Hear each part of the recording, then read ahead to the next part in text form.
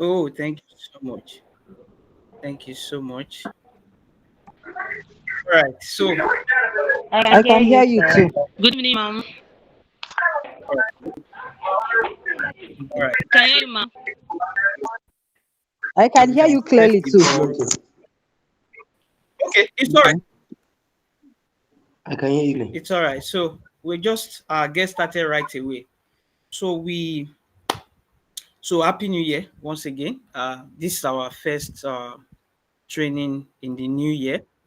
So I wish happy New Year, and then it's a prayer that this year will be a great one for everyone and for each and every one of us. So the theme, we have free webinar series. So this is not just going to be, it's not a one-off thing. So the plan is to have the once a month or even every other month as time will permit us. So it's going to be a series. So this today's edition starting with EYS. Definitely, this is actually open to all teachers and even heads of schools or schools administrator. So I'm going to learn a lot from this. So the theme of the entire series is intentional. That's the theme, intentional. So what does it mean to be intentional? Where's this coming from? Let me talk about being intentional because everything we are going to be doing in the free webinar is February. Already have a set date for that of February, March, and April. So they are already set, the speakers are ready. So I want to also expect that we are also ready. So what do we mean by being intentional? It's about making deliberate choices. It's about making deliberate choices. It's very, very important that we are intentional because this will allow us to actually focus. We live in a very distracted world. Yes, we live in a distracted world. And if we are not focused, if we don't know where we are going, definitely someone else will take us along, will take us into a wrong direction. But when we know where we are going, definitely nobody can mislead us. I'm talking about being intentional. Being intentional will affect the kind of choices we make. It will affect, because when you talk about it, will affect our personal growth, it will help professional growth. So it's very, very important. It will enable us to have a positive mindset. At such a time like this, even when the situation surrounding the country does not seem palatable, if we are fully intentional, we can achieve whatever we are set to achieve because it's going to give us positive mindset. There will be a drive, there will be inner drive that will keep us going regardless of what is in our surrounding. So we can assess training, we can assess growth, not just because we're money.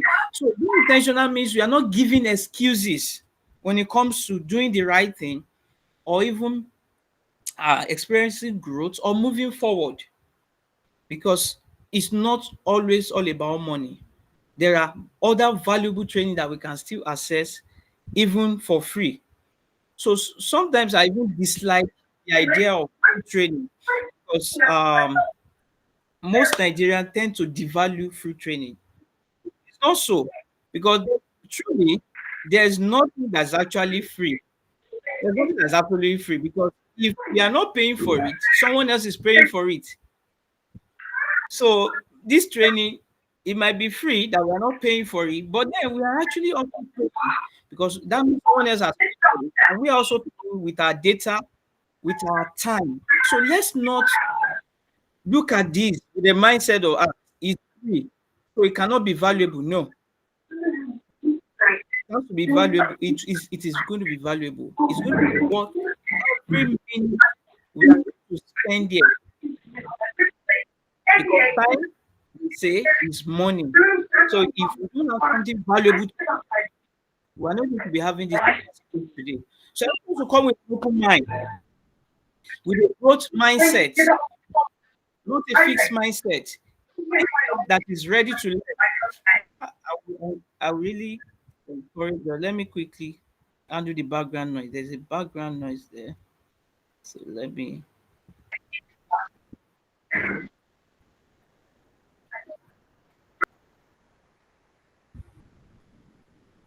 Okay, I think that's been sorted. Thank you for that. So, talking about growth mindset is what 21st century educator must emulate, because that makes us to see that, oh, there's still room for growth. There is still something to learn. Yes, we are in the information age, and information and knowledge is actually power. So there is something about doing something from the place of knowledge. When you do something from the place of knowledge, the way you're going to do it will be quite different. And you are going to be able to defend. You know, you have a level of confidence because you know what you are doing. If you are challenged, you're able to defend it, and you actually know you have a clear direction. So it's very, very important that we are open-minded as such a situation like this. So let me quickly bring in our facilitator. She's around. So let me, before I bring her in, let me quick read the brief of her bio. So Patience Oshinaike is an experienced early childhood educator. Before I delve into more of our profile, before now, we've actually our firm Frontline Learning Center, in collaboration with Patience Oshinaike, we've organized quite a couple of EYFS training. So we've done paid lots of paid classes. As a matter of fact, we've had like 12th edition. We just had the 12th edition in December. And of course, talking about this year, we have something coming up in April. So along the line, at the end of the training, I will share more details with us along the line. So what we do basically, we help educators to gain clarity about EYFS, IGCSE, and every curriculum that has to do with 21st century schooling. So when you talk about 21st century classroom setting, then we are your go-to person. So, series of trainings for teachers online and even in-house training. So quickly, let me just bring in Patience Oshinake. So Patience Oshinake is an experienced early years educator, a swim instructor, is a child safeguarding officer, a community engagement leader, trained and certified by notable institutions in Nigeria and the United States of America. Our work focuses on advocating for accessible and quality early childhood education, creating awareness about child safeguarding issues and challenges, effective teachers training, effective teachers training, parents education and support, and child protection community-based program. She's an award-winning child protection advocate and global speaker who volunteers her time to work with local and international non-profit organizations focused on quality education, teachers empowerment, child safety, family protection, community development. She currently hosts the Child Security and Safety Radio Show every Saturday morning on Jordan 105.5 FM in Lagos, Nigeria, which has a listenership of over 3 million. She's the founder of Early Years Learning Institute, a global community that supports teachers, parents, carers to raise a child who will develop holistically, enjoy a beautiful and rich early safe start in life, and grow into an amazing adult who will be a positive change maker in society. She speaks Yoruba and English and enjoys swimming as a favorite hobby.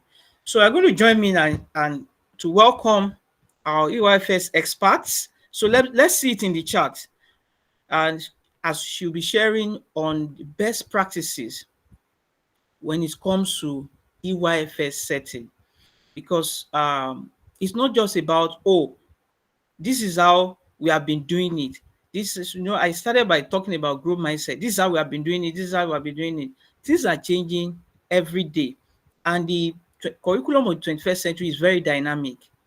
The EYFS framework is actually being reviewed regularly. In fact, the latest edition was released in October last year, and some of us are still working with the old one, the older version of 2021. So that's why conversations like this is very, very crucial, so that we learn about what is actually the next big thing, so that we actually update our knowledge, so that we learn about our best practices, what is acceptable on the global level. So join me as I bring on Patience Oshinaike.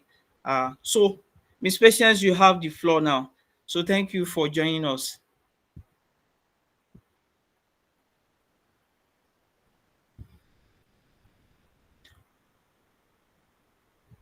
I hope. Okay. Can you hear me? Oh my God. Okay. So I can hear you. thank you so much. Thank you so much for having me here.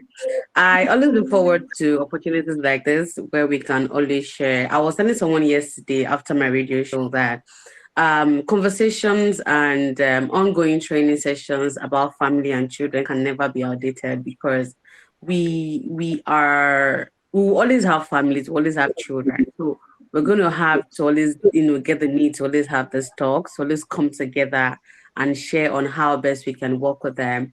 And it is important to also note that times are changing. Times are changing. It's a global village right now, and a lot of innovations are coming up. People are getting more insights. A lot of things are changing. Family dynamics, education dynamics. We can't afford to do things like we do before. Right now we have to be able to up our game and tell ourselves that, okay, how best can I approach my working with children and their families? Emphasis on children and their families, because we can't take them out. So I want to say thank you. Thank you so much for having me here. I'm so honored. Thank you so much. Thank you so much, everybody, for coming in to have this talk with us. It is important, and I truly appreciate you. We're teachers, we're educators, and we're powerful. And this is one thing that I want us to know. This is one thing I say all the time to teachers. We are powerful, especially for those of us that work with younger children. Our strength is amazing. So just as Mr. Kolawole has introduced me, my name is Patience Oshinaike. I like to tell people that I work with children and their families for a living. I enjoy doing it. I do it all the time. I do it in the classroom. I do it everywhere. I am not ashamed of it. It's my job. It's my work. I'm a teacher and I enjoyed it. I'm a student instructor as well. I work with children in the pool. And recently, I got an appointment as a part-time lecturer in early childhood education and one of the institute in Lagos State as well, to also support, ongoing development of teachers.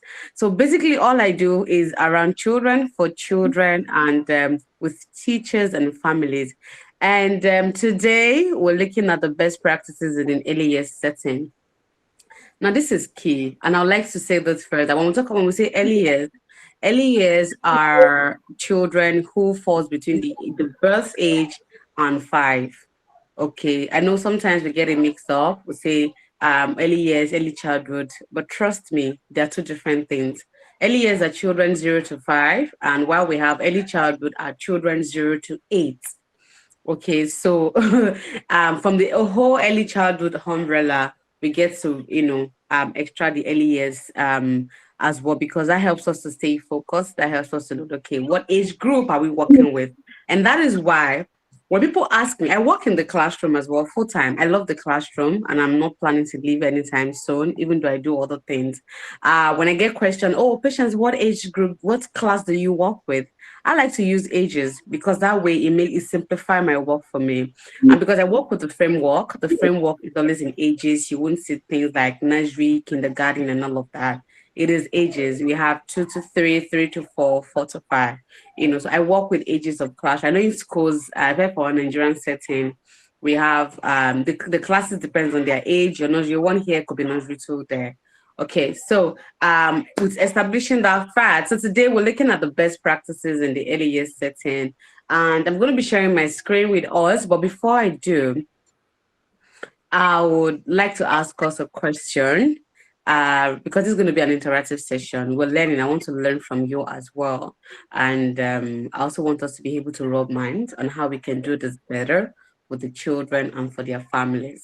So my question is, I'm going to share my screen and I'm going to show you my question. Um, this is for everybody. This is for us. Okay. And here I go. If you can see my screen, you can just give me a thumbs up. Let me know. You can give me a thumbs up if you can see my screen. Good. So I have a question for us. Why do you work with young children? I'm saying children from birth age to 5 years old. You could be a teacher, you could be an assistant teacher, you could be the school administrator, you can be the director, or you're an instructor that goes to school to guide the children or teach them on basic things, maybe some, interactive session, maybe a club activity and all of that.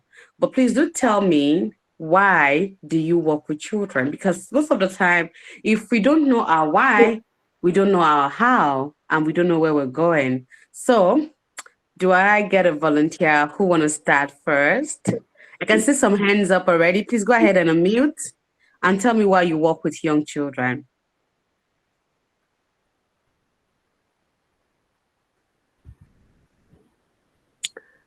Who's there? I can see some hands up. I'm trying to look at the name.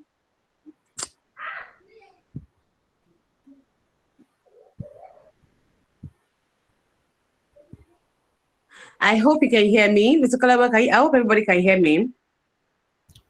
Yes. Okay, good.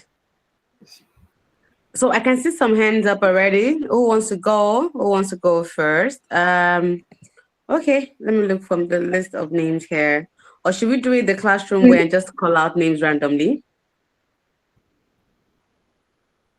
Okay, so I can see Abdul Latif. Please go ahead. I can see Oluwatoyosi. Please go ahead, unmute and tell us why you work with young children, either directly or indirectly.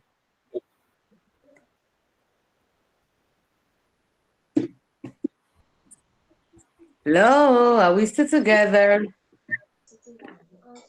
Okay. I work with young children because I've always noticed a part of me is always wanting to develop the cognitive aspect of a child, their emotional development, their physical development, and I'm always wanting to see this attitude of them wanting to learn something, eager to learn Mm, something, and there's this joy that comes out from me that, oh yes, there's an impact of learning going on. Yeah.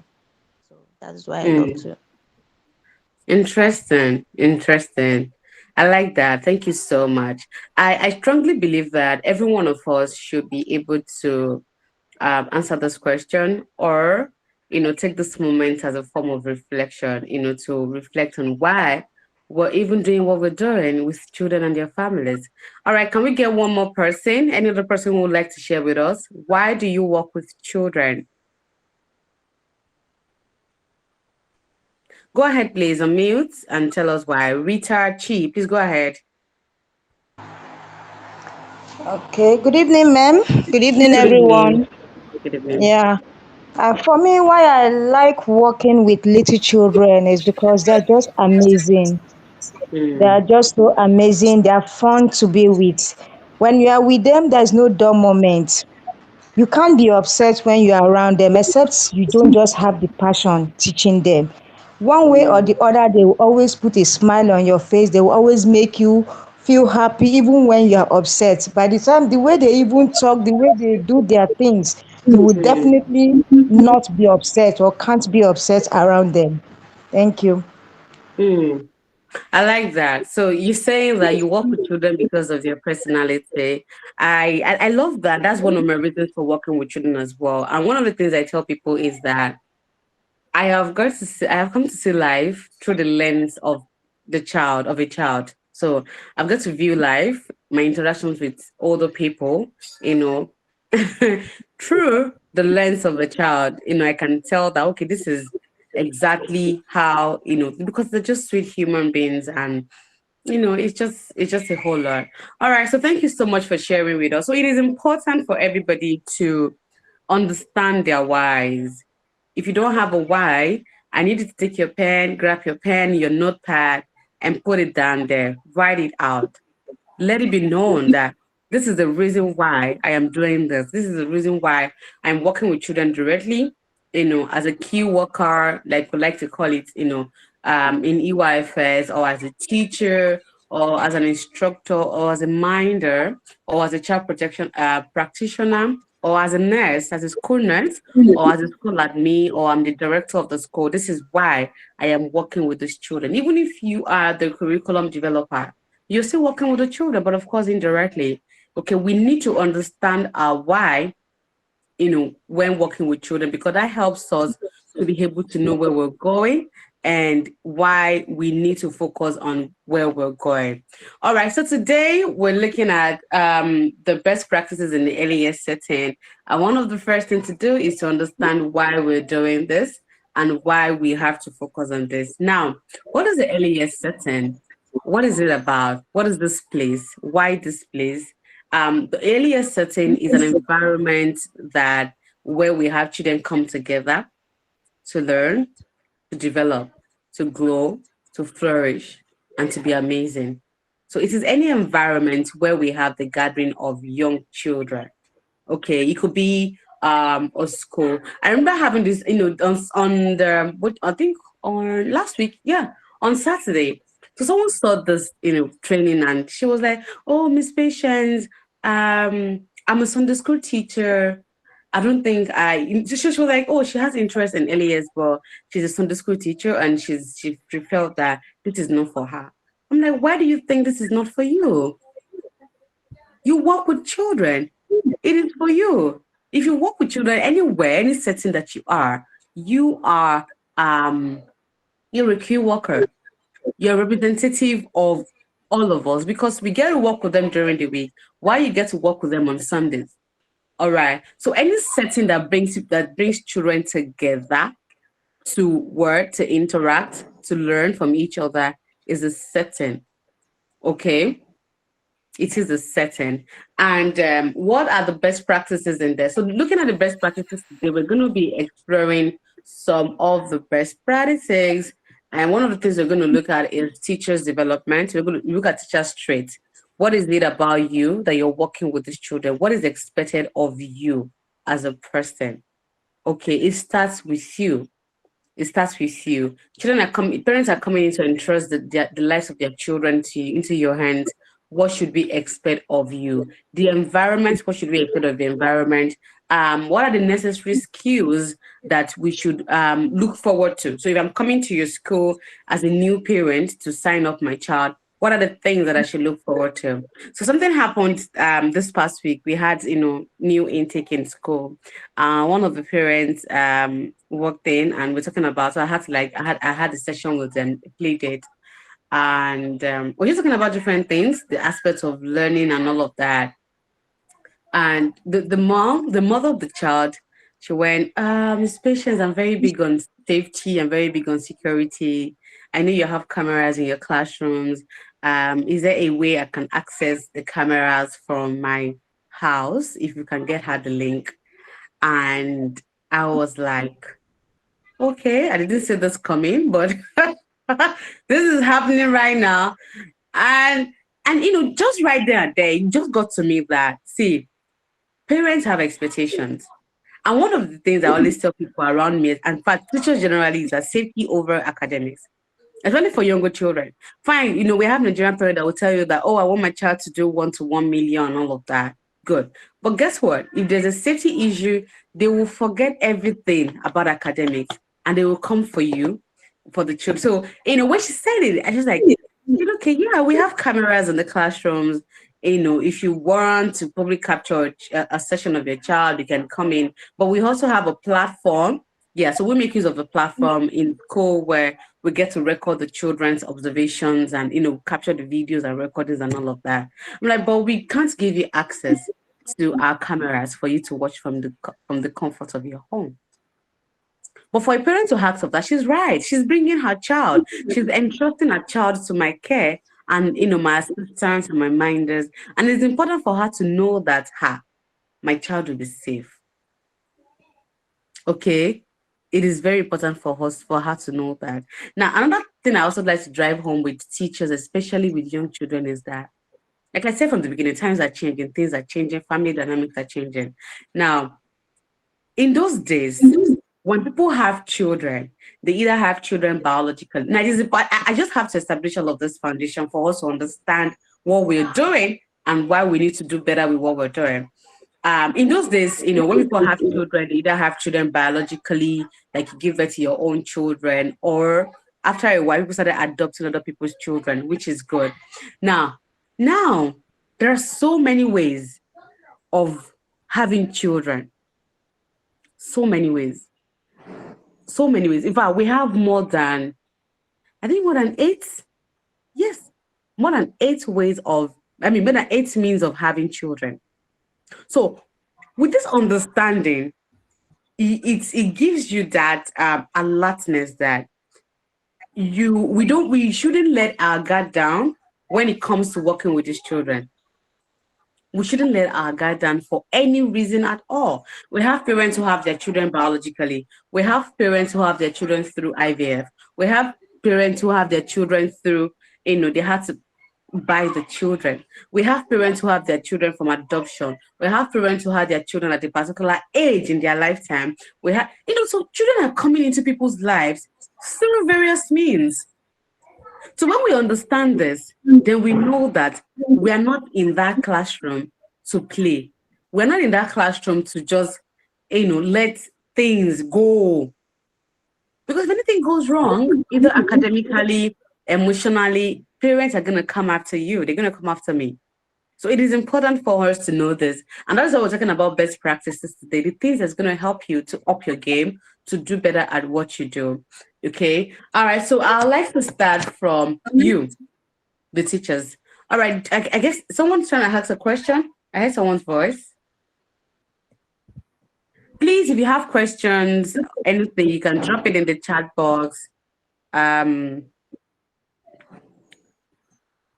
I'm going to start. I'm going to start off sharing my screen for the teachers. Yes, I'm going to start from you. I'm going to start from you. So I hope you can see my screen. Please let me know if you can. If you can see my screen, let me know. You can give me a thumbs up. All right, thank you. And if you're not talking, I don't want to ask any question, you could just mute. So that way we don't get to, Now, it starts with you. In the morning, I'm bringing my child to school. I'm looking forward to a teacher that is flexible, a teacher who has patience. Okay. Everyone can have my name. You can have my name in abundance. You can have it as much as you want. I'll be glad to share with you. I'll be glad to give you my name all year round. You don't have to subscribe to have access to my name. You can have it and you can keep, you can even share it. When you have enough, you can share with other people. Patience. I'm looking forward to a teacher who is patient. I'm looking forward to a teacher who is observant. I'm looking forward to a teacher who knows how to be a team player. I'm looking forward to a teacher who can communicate well, verbally and, what's it called, in written format as well. I'm looking forward to a teacher who is creative. I'm looking forward to a teacher who has good standard and, vibrant organization skills. These are what I'm looking out for when I'm bringing my child to that space. Okay, these are the things that I'm looking out for. This is what I hope to achieve when I tell myself that, oh, my child is going to start school and I'm enrolling my child in this school. I'm taking my child to patience class. Oh, someone said my screen is off. Please let me know if you can see my screen. Everybody, can you see my screen? Okay, Oluwatoyosi, you can see it. Okay, Joy can see it. Okay, thank you so much, everybody. So these are what I'm looking out for when I'm bringing my child to that space, to that setting, to that school, to that environment. I'm looking for a teacher that is able to make me feel safe, that my child is safe with him or her. All right. It is non-negotiable. I can't say that, oh, I'll be flexible, but I won't be patient. Or I'm going to be observant, but I'm not going to be a team player. I don't want to get involved in all the whole things. And I can't say that, oh, I'm gonna be creative, but I won't communicate well. No. Okay. It is a standard that you need to have. So, like I said, so this session is more of reminding ourselves and, of course, telling us that, okay, can we up it? So, if you're a teacher, you're listening to me and you know that, okay, for the time being, I've been flexible, I'm able to adjust, I'm able to understand the needs of the child, then I don't think I have enough patience. This is a moment for you to reassess yourself and tell yourself, reassess yourself and tell yourself that, okay, how do I get this better? How do I do this better? It is important. Now, I like to share this. Something happened, I think, during last year. I had a session. I had a child protection program for teachers, and we had a lot of teachers from Nigeria, from Ghana, from Zambia, and some other African countries, even from UK. And we're talking about patience. I'm talking about how to be a team player and understand children. And we got to the part of discipline. We got to part of discipline working with young children. And when it comes to disciplining children, it's a very controversial issue, right? But I don't think it's controversial. But I think for our community, it's a bit controversial. We have people who believes in, oh, rod, and we have those that says, no, we don't use rod. Well, I am in school of third. I don't use rod. I don't support it. I've been working in the early years for more than 10 years. I've never had a reason to hit a child. In fact, I saw one of the parents that I worked with years ago. The boy is in secondary school now. And the mom was talking to me about, all the things that I've done, I did for the child, how he was, the mom there will come to school and say, Patience, please flog this boy. He won't hear. And I'll be like, ma'am, I will never use a cane on a child. I will never go physical with a child. That is me. It won't work for me. So I don't see it as anything that I want to put my hands into and say, oh, it won't work for me. I am not going to do it, And so during the program, the teacher talked about how she's struggling with being patient with children. And she started an example. She said that in the classroom, in fact, this is not even like our whole. The student in the classroom, she's a bit patient with the children in the classroom because where she walks, there's camera, they are watching her, so that helps her to be a bit more composed and all of that. But when she goes back home, she becomes something else with her children. She goes all the way. At every slight error, she goes ahead and grab whatever she can and hits them and beats them. And I said, Madam, you need my name. You need my name. Because if you feel that the children in your classroom, because you're under camera surveillance. So I asked, okay, well, how about your past teaching experience? She said, oh, she has worked in a place where there was no camera and they're able to flog children. So you're able to hold back now because you feel that there's a camera right there watching you. And you've had to work in the places where there's no camera in a place and you went all out on the children. You need patience. We all need patience. You can't afford to be one-sided and say, okay, because of this environment, I'm going to treat these children better. Or because of another environment, I'm going to treat these children better.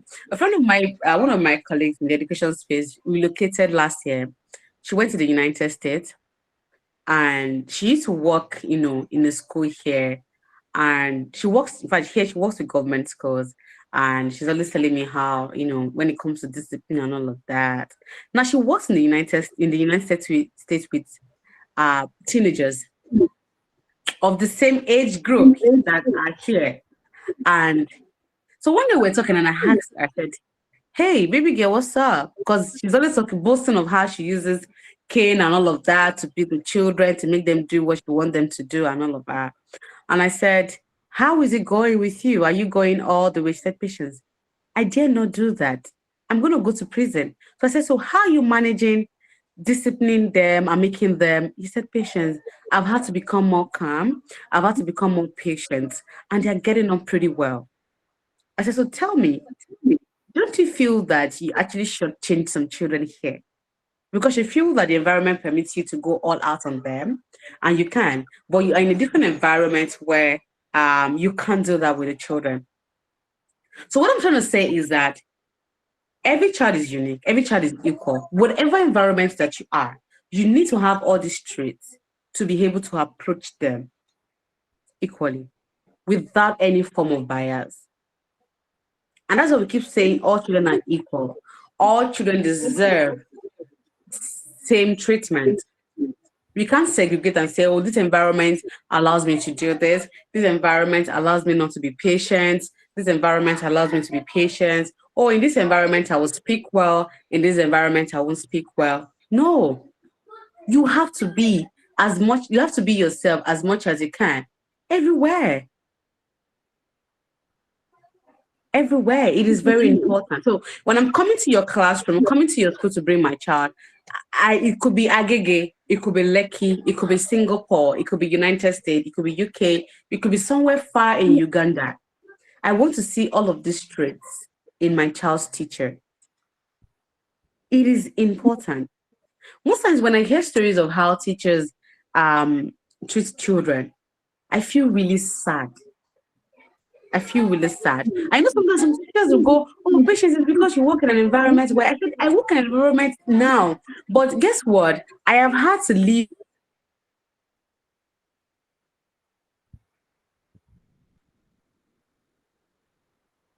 But guess what? I have had to live in an environment where I used to work in a school at Ogba, and it's a standard. You have to go all out on the children. Either they're two, they're three, they don't do anything right, you beat the hell out of them. But I said, no, I won't do it because I don't see children that way. Or you have to make them learn through this way. I said, no, because at the end of the day, we realize that we're treating certain children differently from the others. Now, let me bring it into the classroom. Some of us we've been in classes growing up in our school environment where our teachers preferred to treat some people specially, where I was a victim. In secondary school, one of my teachers, my English teacher, I like her very much, right? Because, the way she carries herself. But when it comes to treating children, now we're never equal. Why? Because we had parents who would always bring things for her, and my dad could only afford my school fees.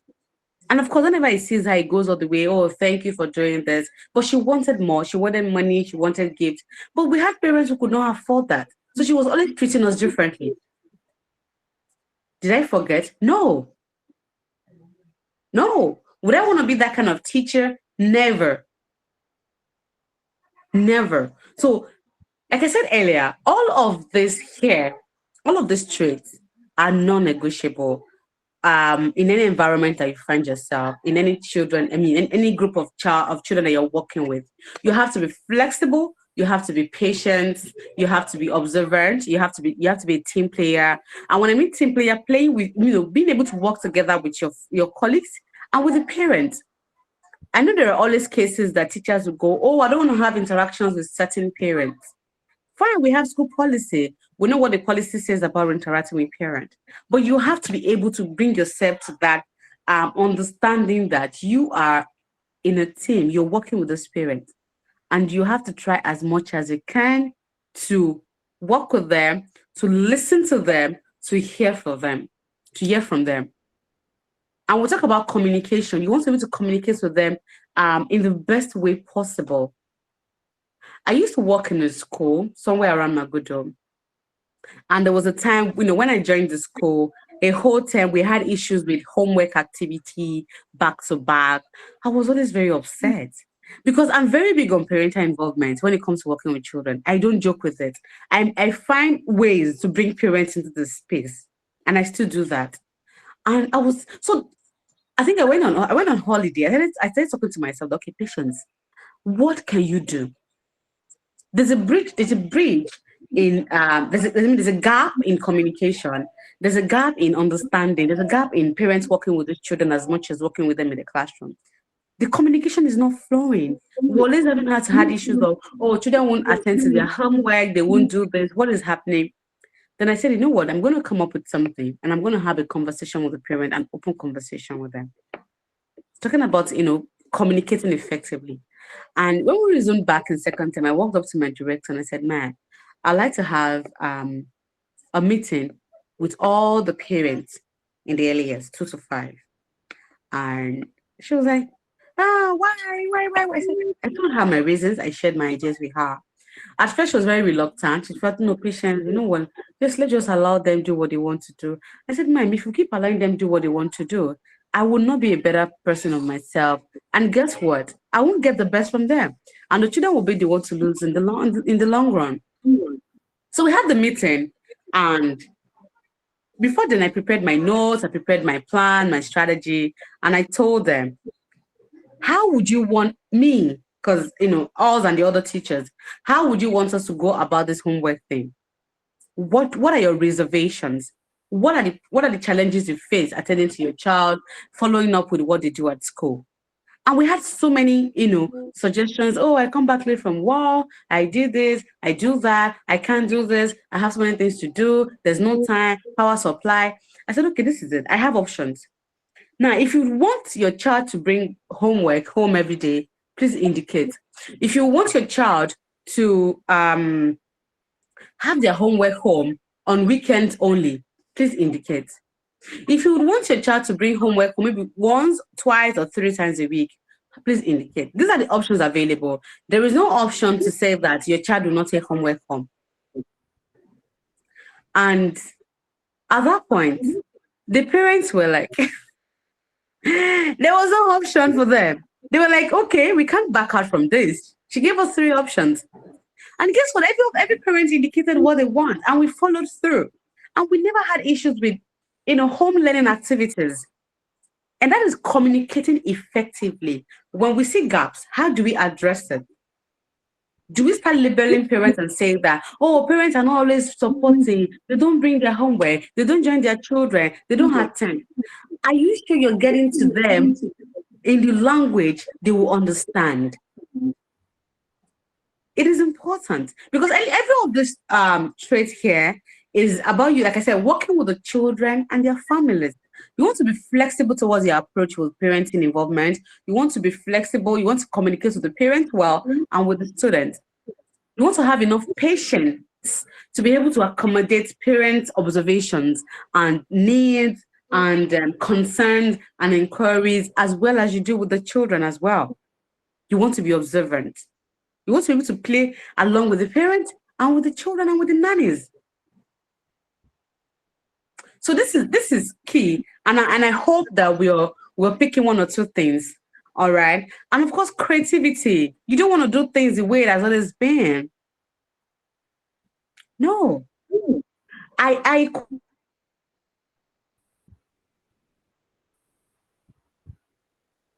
coordinate the as the EYFS coordinator, and I get to go through the teacher's lesson plan every week. They get to go through the design lesson plan every week. I design the curriculum, I design the framework, but I get them to do the lesson plan. And I'm like, I could remember you did this last time. Do you want to do it again like this? Isn't there a better way to do this? Isn't there a better way to teach this concept? You planning your lesson, and all I could see is you working with the children. So what happened to their parent? Where is your what is it called? Extension, home extension. You should have home extension in your plan. How do you intend to connect your learning to the home environment? Well, the people that works with me and the assistant, they're always like, Miss Patience. But get what? Right now, they are always on top of their game, because they know that I don't want the normal things that everybody's doing, that, oh, we just come and teach and go. Connect it to the environment of the child. What are the resources you're going to make use of? How are you making this more, sweet, more fun, more engaging? Talking about best practices, organization. As a teacher, how organized are you If I come into your classroom, what would I see? What would I be exposed to? In all the things that you do in and out of the classroom, are you organized? Do you put your best into it? Do you have your things? I have a to-do list. In fact, I have to-do lists. I have a lot of them. Um, so I have a book with me. So I have this mini book. It's always on my table. I have about four of them. This is another one you can say. So I have mini books like this. And what I do is, so this is for school. This is for school. In every pages here, I have my to-do list for what I hope to achieve every day. So in the classroom, what do I hope to achieve in the school environment? Fine, I have my lesson plan. I have other things, but the basic things that I want to achieve, I put them down. Okay. Now, the other one, this is my personal stuff. You will always find this in my bag. Because every now and then, I want to be able to check, okay, am I on track? Am I doing what I'm supposed to do? Am I falling out? Because if I don't know, I'll just realize that I'm not making progress. I'm not organized. So even when I have, interactions or I have interference coming to class, oh, patients, we need you to do this. I say, okay, can I get back to you, please? Do you know what I do? I go back to my notes and I check. Do I have the time to do that? Or the time that this person is asking me to do this, maybe that is the time that I've devoted to work with a child, to spend extra time with this child, with another child, or to reach out to a parent, or to update my tapestry, or to update my communication diary, or to just do one or other things. So how organized are you as a teacher? It is very important for us to be. I get this question most of the time. People goes, oh, patients, you work in the classroom full time, you support teachers, you're a swim instructor, you have radio programs, you do media engagement, TV, and all of that. How are you able to put all of this together? Power of organization. Because you want to be as specific as possible. I used to tell my teachers and their assistants, say, I walk into your classroom and I can tell who you are by your environment and the children in your classroom. I can tell. I can just tell because it is the energy that you have that you transfer to the people around you. And because children are innocent, they pick it. They pick all of those things, and somehow it just wears all over them. So these are very important. We need to up our game in this aspect if we have not been doing so. All right. So I'm going to move on to I'm just going to move on to this. Then we'll round up. Okay. Can I draw your attention to something? There's a question in the chat. Oh, okay. So let me look at it. Yeah. Okay. Thank you so much. All right. So there's okay.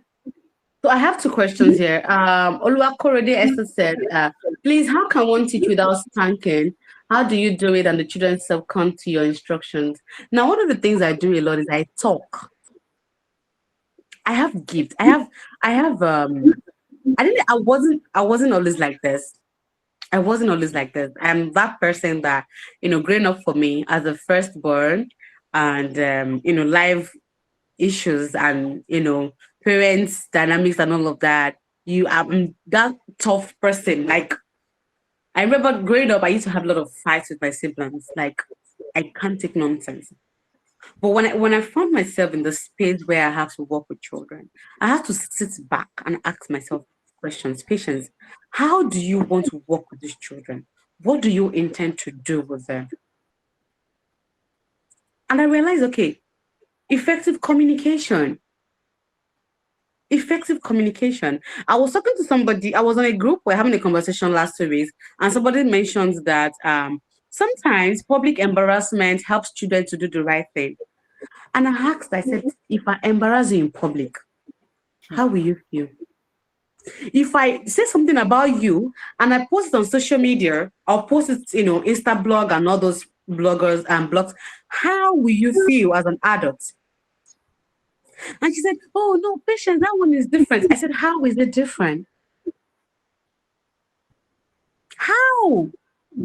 So one of the things that helped me is that I have learned to master the art of talking to children, listening to them. I have kids. My son is 12. He's going to be 13 in September, where they're in the other room. I'm sure you can hear me. I have never had to hit my children. I don't do it, and I won't do it.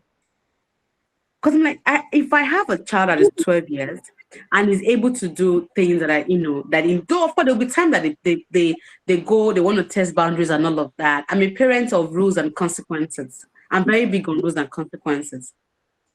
I don't hit children. I don't see any reason why I have to do that. So I talk, I listen to them, then I take my time to understand the situation. And when it comes to children doing the things that we don't want them to do, the first question I'm always asking myself, like, Patience, did you give this child the room to tell you why they've done this? Or are you modeling the right behavior yourself? So, for example, I'm very organized. I like to use that word. I'm not trying to be proud, but I have books here. I have my books. This is my working desk in my room. I have my things here. I have the things that I work with here. So let me just use booking for an example. I read books. I love to read books. As a matter of fact, this is the book I am reading this month, half time. And inside my book, this is where I am right now. There's an highlighter. Now, I read books. I have a lot of books here. And my children know that I read books. So when I introduce them to book reading from the very early stage, they've seen me do it over time. That's become a lifestyle for me. They could not back out and say, Mommy, we don't feel like. I didn't force them. So they were able to ease into it. So what I'm trying to say is that most of the time, one of the things that we complain about children doing, we are not modeling the right behavior. We are not. So, for example, you're having arguments with the teacher, you're having a talk with your fellow, your colleagues at work, and you guys you're arguing, and before you know it, you raise your voice. The children are picking from you. And the next time you see a child arguing with another child and the child goes all out, what do? You hit them, or you scream at them, or you slap them for doing such. Meanwhile, you have modeled that behavior before. They're going to pick it from you. So I do a lot of talking. I tried as much as I can to model good behavior. So it's a lifestyle for me. And for me, it's even a bit, I don't like to use the word tricky, but I talk about these things everywhere. I talk about it on radio. I have millions of people listening to me. I have parents listening to me. I have my children listening to me. So it's a lifestyle for me. So I talk to children a lot, analyze the behavior. And when it comes to, you're doing what you're not supposed to do after all the rules have been set out, I attack the behavior. And before I react, I take a break, 6 seconds break. I pause, I think, then I speak. So if I walked into a classroom where they know that, you're supposed to be walking or you're talking, I'm not going to come there right there and I'm there, you're doing it, and I'll start shouting at you. No, I will take a break. I'm going to pause. I will think, then I will go ahead and say what I have to say. But I won't attack the child. I'm going to address the situation. What happens most of the time is that we go ahead and attack the child. We just go, you are supposed to be, you are not, you won't, you will never. It takes a lot of patience. And that's why everybody can have my name in abundance. It takes a lot of patience. But I've been able to master that, talking to the children, listening to them. And when it comes to working with children, and you have observed over time that there's a misbehavior, there's some behaviors that it just keeps happening over and over again. Please and please get it across to the parents. Call the parents' attention to it. Because sometimes we try to modify behavioral challenges in the classroom, and we're not carrying the parents along. We won't master it. We won't. we just realize that thing keeps happening every now and then, you know. So you have to bring the parents in, you have to attack the behavior, you have to address the situation and not the child. And please, for the children that can talk, let's always give them opportunity to tell us what the situation, what happened, why they did what happened, what they did. Ask them questions, listen to them, give them benefit of doubt, cut them some slack. Yesterday was Sunday, right? And on my radio show yesterday, we talked about emotional intelligence and parenting. And that's one of the best sessions I've had so far in my 5 years of radio hosting children program. Because I realized that from our speaker that, in fact, I don't remember what Mr. Kolawole. There's a book on that here that I would like to even give to a lot of teachers, that we need to be we need to do a lot of work with ourselves before we can effectively work with children. Okay, and again, we also need to know children addressing behaviors. Still talking about addressing behavior. We also have to know them. We have to know them, and there are times that they do things that I feel like, God, you know what I do? Especially in the school environment, I'll take that child from my physical contact. I take that child to another class. I do it because I'm human, and sometimes I get very angry. Like, why would you do that? But guess what? You know what? It's okay.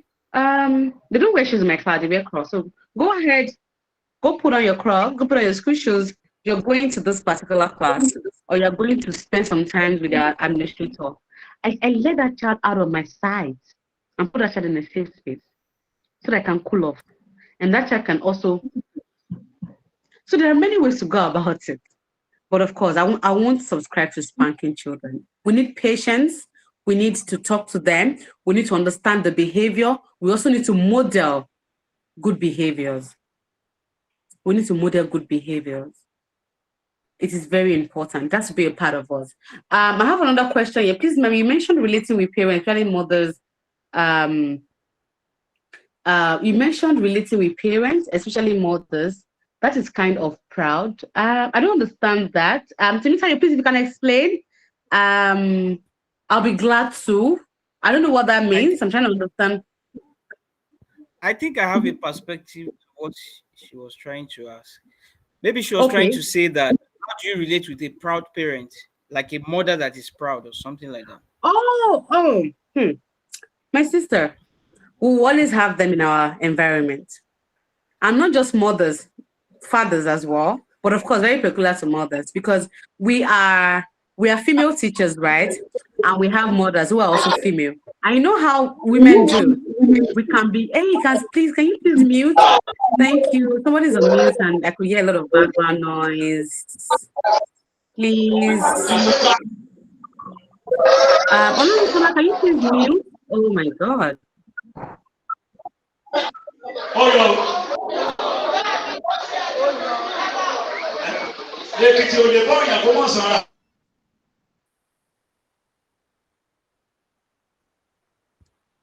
All right, that's better. So I was just saying that, we are women, right? And we can be very petty. They can say we are, but we can be very petty. We have that tendency to be very petty. And because I'm a teacher, I'm a woman. That's a mother, she's a woman. Sometimes we just want to bring that pettiness, want to show off who we are with our children's teacher. Like I said yesterday, we talked about emotional intelligence. A lot of parents need to learn it. Now, when you have parents who like to bring themselves, all the time, you have to relate with them the way they are. I usually tell my teachers and my teaching assistant that, see, you have to learn to pick your battles. It is very important. Learn to pick your battles. Every parent have their own needs. They have needs for their children as well. So what I mean is that parents know what they want from you. They also know what they want from you for their children.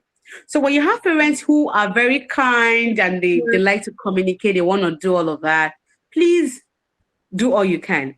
And when you have parents who feels that, I don't want to, But when there are issues, there are ways to go about addressing them. But when you now have parents who wants to go and say, no, I have arrived and I don't want to interact with you, I don't want to do this, then allow people to be. But always ensure that, Shola, can you please mute? Please. Thank you.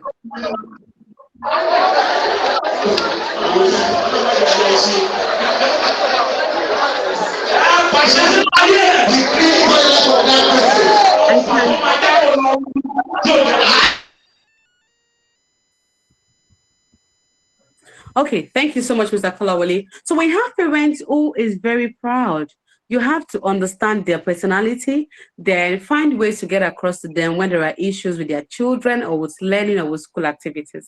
You don't have to become paddy.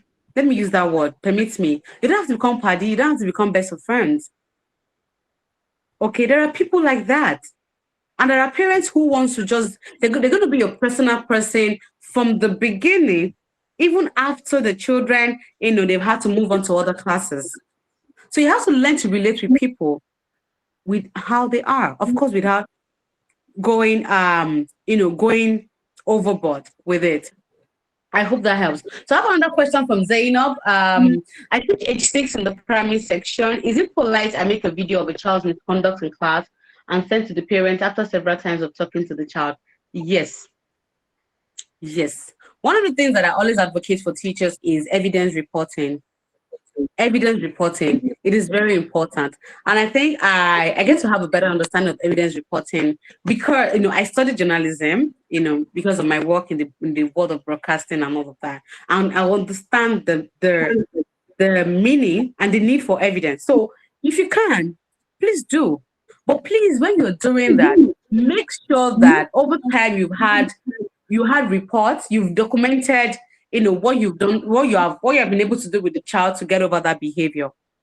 So, for example, if you have a child in the class who always attack other children, your first observation, document it. I love document a lot. Document it. Reach out to the parents. If they are responding, let it be known. If they are not, note it down. Let it get across to the school management that this is what you have observed and this is what you're working on. And over time, you're not seeing progress. After the third time, it doesn't have to stay that long, not several times, because if we don't report it and handle it immediately, that could harm other children. Okay, so you want to get that sorted out. When you're sending the video, or in fact, you don't even have to send the video to the parents. Invite the parents over to the school environment. Oh, man, would like to see you. Your administration is in the known. Your lead supervisor is in the known. The director, the people that should know they are there. Invite the parents over to school and talk to them about it again and show it to them. So that day and there you get feedback from there. Yes, it is possible and should be done. But of course, remember that when it comes to safeguarding the children, we don't make such videos, as I'm just saying it generally, we don't make such videos and share with other people. I like to say this all the time. I see people do it. I see teachers do it. A child is not doing well. A child is not, we feel that the child is laying back when it comes to behavior and all of that. And we have videos of them and we're posting everywhere on our status. You won't see the video of a child on my status. I'm very big on consent. The videos are not for social media consumption.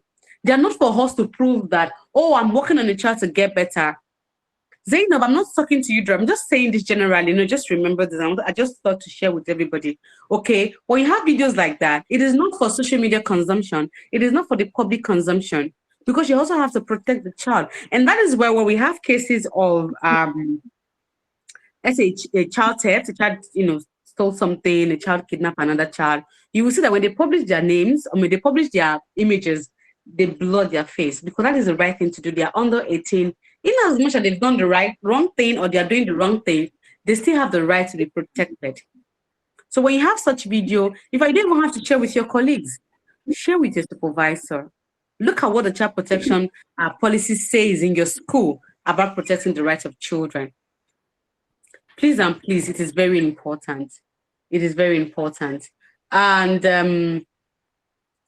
sorry, I'm just going to get to the next questions. Okay. So I have another question here that says, how do you attack the behavior So you attack the behavior by addressing the situation. So for example, you walked into your house and you see that all your cushions are up, the pillows are everywhere and all of that. You know, everywhere is just a mess. If you're going to ask the first question is, what is going on here? Why do we have the cushions everywhere? Can somebody tell me what is happening here? You are addressing the situation. You're not saying, who did this? I am going to do this to you. I'm going to do this to you. Don't you know how to do better? You're addressing the situation. If you have a child in the class who bullies other, either verbally, and he goes all out, oh, you know, name calling, he calls people fat, he calls them some certain names. When you have that, you know, that opportunity to interact with the child, what do? You tell the child, okay, let's talk about name calling. I want to show you some resources on name calling. I want to show you some videos on why we shouldn't call our friends some certain names. You are addressing the situation and you're not attacking the child. So when you address the situation, you make that in that process, you will make the child to realize that, oh, my actions are bad. I shouldn't have done that.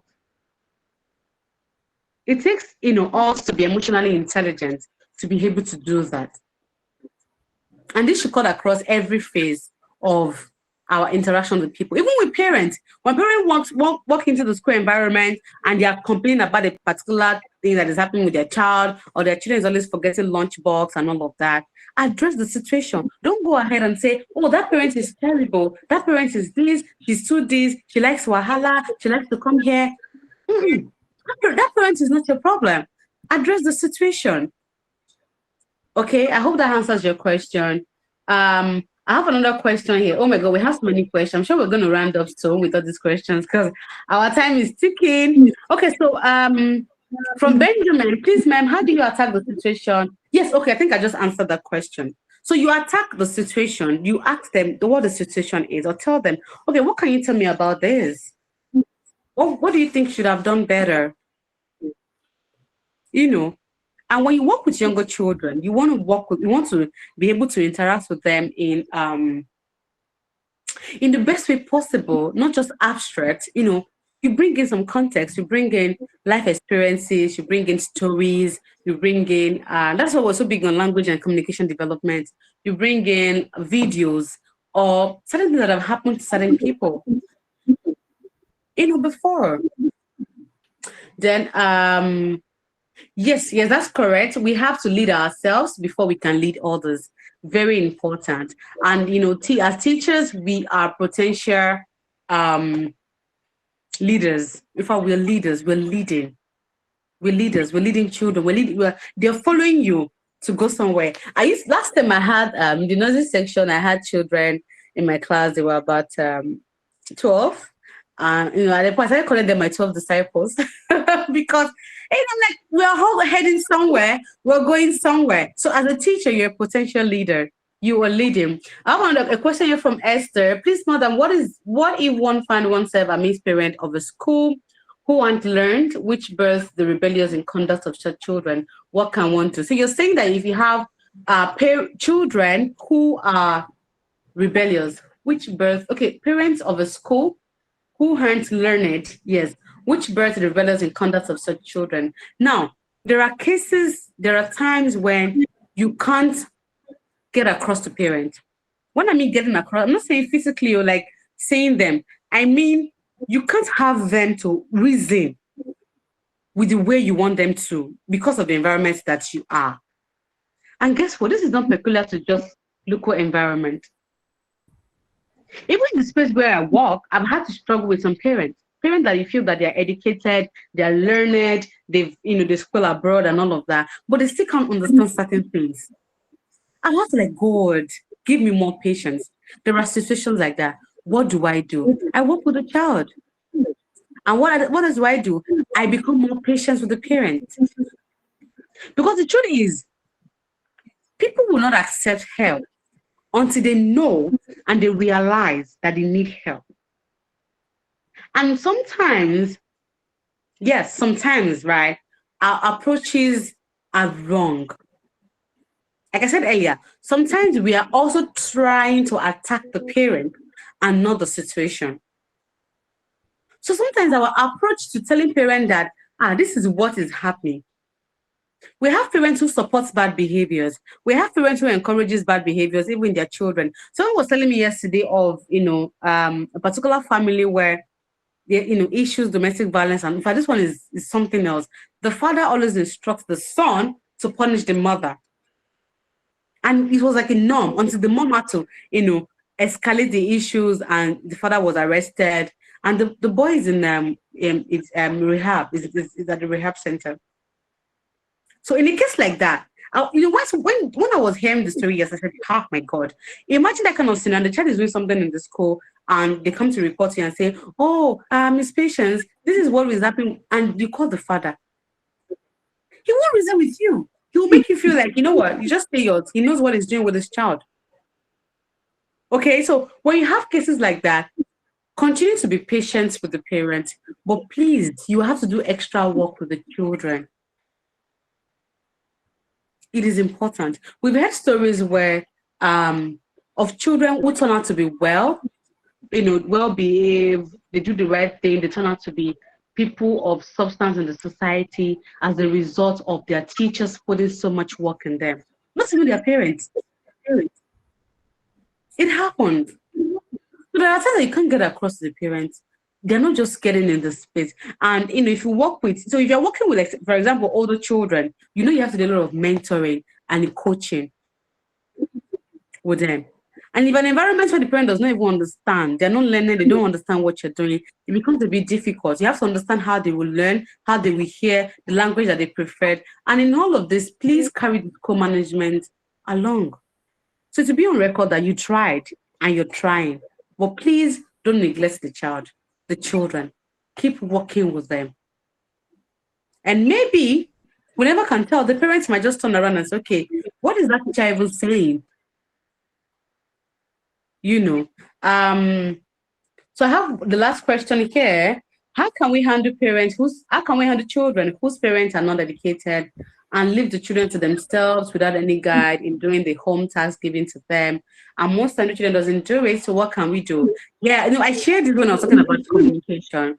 You have to have a session with the parents and let them know, what do you want? What do you want? What do you want? Because I was very like, what is this? I'm going to send home activity and nobody's attending to it. So I asked them, what do you want? Do you want me to send homework once a week, twice a week, thrice a week? Or would you want it just on Fridays and they return it on Monday? So you need to have that conversation with the parent.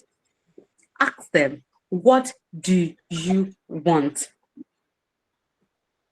It is important to have that conversation with parents. It is important because if you don't do it, you're going to keep getting the same feedback and it will frustrate your work. I'm a teacher. I'm a full-time classroom teacher, so I know what I am saying. It will frustrate your work. You'll be tired because the school have expectations of you. You have your curriculum, you have your syllabus, you want to meet up with the scheme of work. You have your expectations and learning outcomes you want the children to achieve at the end of the day. So you want the parents to also do their part. So please have conversations with the parent and let them know that your child is not getting as much support as they should from her. What do you want? And there are some homes that you know that these parents, they're not just in it. Please and please. I have a case like that presently. Every other work that has to do with writing and all of that, I told the teacher, please don't send it home. Because whenever she does that, they don't do it. We've had to record instances where they keep returning it back. We have it on record as the child's file. You know what? Whatever you're sending to the child to go home with, let it be something that she can do all by herself. Coloring activities, tracing, picturing, and all of that. But all the other work, let's just do what we can do in school. But it is on record that we have tried and tried and tried and tried, and the parents are not coming by. Okay, so I'm going to take this last question, and I'm going to call on Mr. Kolawole. It's almost 6. This is 2:20. Do you think some people are not made for early years, or you believe that one can get trained to be kind of teacher that can handle early years? Yes, anybody can do it. Anybody can work with children. But first off, you need to make up your mind. When I started this session, why are you working with children? You need to make up your mind that you want to do it. You need to make up your mind that you want to do it. Yeah, well, we have theories that still going on with born teachers and made teachers. Some people feel that teachers are born, some people feel that teachers are made. I tell people that, see, you can do anything you want to do as long as you feel that you want to do it and you're going to put your mind into it. You're not negotiating. You know what is at stake. You know what is at risk. You know what is expected of you. And not just doing it one off, also being able to do what? Expose yourself to that environment of learning. It is very important. So anybody can, but ongoing support is important. Ongoing mentorship is important. Ongoing training is important. Getting to know how to do it best is important. We can't, over, what is it called? We can't talk about it too much. It is important. All right, so I think I'm going to stop here. Mr. Kolawole, are you there? We've had. Yes. I'm sure we can't exhaust everything that I have today. So I'm just going to Me, stop right here. It's been I'm just going so, to so, stop so right here. power-packed. In fact, this, yes, I knew that you still have more to share, but time will not permit us. So Yes. that's why we say conversations like this is something that is continuous. Yes. And as a teacher, we have to be a lifelong learner. Yes. So we keep learning every day. In fact, most of those, in fact, all of the skills you shared for talking about the traits of an early years teacher. Those things are not just meant for early years teachers. In Yes. fact, any teacher, every teacher must have such a trait, naturally be able to thrive in a 21st century classroom because things have changed. So we must not, we can no longer approach the classroom of today with that old mindset. And that's why conversations like these are very, very necessary. There's so much. If maybe one of these days we are going to actually add emotional intelligence to one of these to one of these series. So because Yes, we there's should. so everybody working with children, whether early years or even teenagers or teenage ones, Mm. we just have to be emotionally intelligent because our patience will be tested. It is. It Yes, is so needed. definitely, definitely. So thank you so much. Before You're welcome. I share more a few things with participants, can we have one or two people share what their high points from this training? Can share what stood out for them in this training. Every single point was important, but I know there will be some point that will resonate more. So can I have one or two people share with us what was a key point, what was a major point, major takeaway from this training? Because for us, it's not just about listening to conversations like the coming to, it's about implementing what we learn in training. Yes. So what we do with what we have and what we know is actually wisdom. So it's application of knowledge that's actually wisdom, not just, it does not stop at gaining knowledge alone. So I want us to share what are those things we have taken away from today that we are going to take into our classroom, into our early years setting, that we're going to implement almost immediately, even from tomorrow? So can I have one or two people share with us?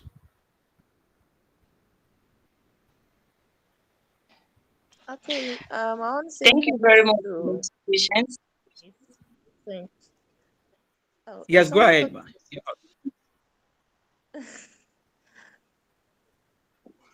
Okay, I want to say thank you Yes, to go Miss ahead. Patient for this wonderful lecture and training. Because I think from what I've picked so far and what I've learned the traits of an early year teacher, which should be applicable to all teachers. And also, the most important thing is I've got to understand the fact that spanking a child is not using a cane to actually correct a child. It's not the only way you can actually correct a child. There are other methods that you can develop to actually correct a child, and also process of reporting to parents about their children, the way they behave in classroom and all that. So I think that one is one of the basic things I've actually picked up, which I'm going to apply in my class. Thank you so much for sharing. I think another person wanted to share the other time. So you have the floor now. One more person before I. Okay. Thank you and good evening, everyone. Good I evening. so much appreciate this forum and the things that at least I have learned for today is that every child is unique, every child is equal, and every child deserves the same treatment, which I really didn't practice before, but at least now I have much understanding as touching that aspect.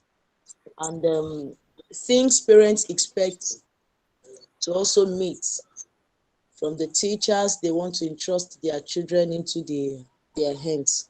So thank you so much for that enlightenment. We are grateful. God bless you. Amen. So thank you so much for sharing that with us. So we are so happy that you got value. We'll have even she will have continued to share more, but time uh could not permit us to go beyond now. So that's why uh the conversation will still continue. Like I said, we have this is going to be a series. So not just early years alone. We are looking at education all around. And heads of schools and administrators can look forward to the March edition. So there's a special session for heads of school in March. However, we still have something coming up in February. So just stay connected. Once the flyer is out, we will share that. And then I could see here that is there any way, there's a question here that's talking about, is there any way to learn more about early years? Definitely. Definitely. Like I said before, Miss Patience actually certified Eyfs trainer coordinator, and also in conjunction with frontline team, we organize training, talk about early years training, IGCSE training, talk about Kimby Primary. So training across all the British curriculum, we do that. And the next cohort is actually going to be in April. So you can join the waiting list, and then you can also even invite us to your school for in-house training. So, Miss Patience, would you like to share how they can contact you if there's any educator? Okay. I mean, yes, they can contact you, for more. Uh, For more insights. Okay, thank you. Thank you so much. So let me say thank you so much, everybody. It has been an insightful session. I've learned a lot, and of course, I've also come to understand that there's so much that we need to do, and so much understanding that we need to share when it comes to children, and we can always get it right. Someone asked the question about learning more about early years. It's kind of outdated. It is all there, and we need to, with the advent of social vices, technology, or a lot of things, children are becoming more, and parents are becoming more. Imagine a parent asking me that she needs access to the camera in the classroom to watch from her home. So people are becoming more, yeah, they're becoming more aware of that. Okay, this is 8 years education, and I want the best for my child. And even teachers are becoming more aware of their rules as well. So you can look out for me on social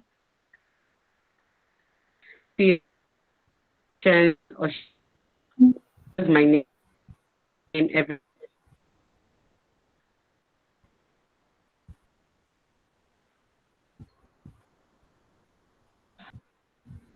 KE Patience Oshinaki. You can follow me on the social media platform as well. Um, yeah, so if you can reach out to me on social media platform and you have anything you want to ask me, you can always send a DM either on Facebook, on LinkedIn, on Instagram, and I'll be glad to share with you. Yes, thank so you. thank you. Yeah, thank you so much for sharing that. So whether it's through in-house training, we can be called upon if you want to share uh, a passion with us. So any area of the British curriculum at all, talking about AYFS, talk about the primary, talk about TSC, we have a team of 8 educators that are well trained and certified to address each area, whichever one we want to learn about. So Mm.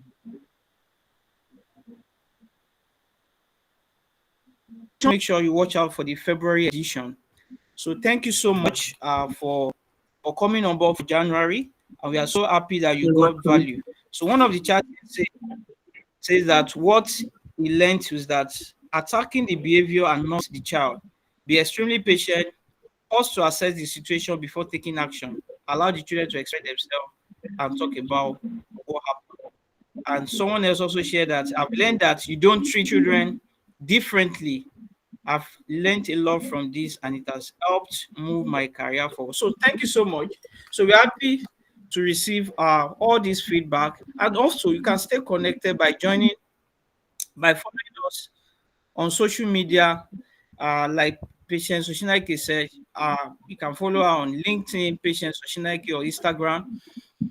For myself, Omo Mikola Wole on LinkedIn, Instagram, all the social media platform on Frontline and Learning Center. So because we just have to keep up to date. So it's very, very important that we keep up to date. So I think that will be all for now. Uh, or is there anybody that have one or two things to say before we draw the curtain?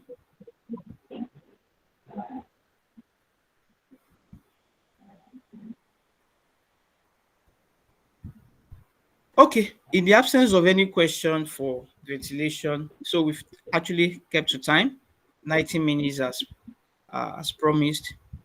Okay, getting recording, yes, to be available via YouTube channel. Yes, so this will be uploaded on our YouTube channel. So it will be shared to us through the link. An email will be sent. That email that was sent to us to access this training. So we also get it. Yes, we'll be able to get it. So via YouTube, so we're able to watch it from anywhere we are. So if there's any point that we're able to that we missed out on during the training, we can be able to reassess that. So thank you so much. See you again in February. But before then, you can always reach out, stay connected, keep doing the best. And is there a parting shot from Miss Patience? Yes, what's your Yes, parting shot to give today? once again, for joining today. I'm sure you'll probably be somewhere else, day or dinner, a movie, but here to learn about getting better with what you do. So thank you for coming here today. And I just want to encourage, there'll be challenges. Yes, I've had to see so many challenges working as a teacher. But guess what? The fact that I know my whys and I know what I want to achieve at the end of the day me going because I always see myself as that person that I'm a teacher, yeah, an excellent teacher. I'm a teacher who deserves to sit on board, people from other professions. Still the keep going, don't give challenging parents from school head, from from the children. Children will test your patience. They will test your personality. They will make you question why you come into the profession. But please keep going. I hope you talk. I'm getting better because making amazing changes in our society. Thank you, and that's a bye. Yes, thank you so much for sharing. And always, in everything we do, let's always realize that our reward is not just in heaven, it's actually also here on earth. So keep making impact, keep moving, and let's make the world a better place. Thank you. Thank you. Bye, everyone.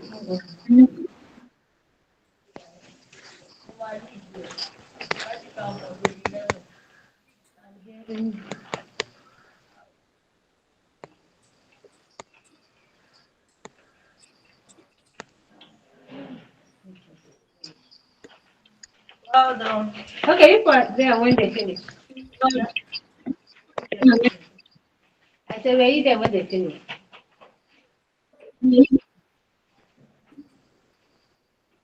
Okay, then.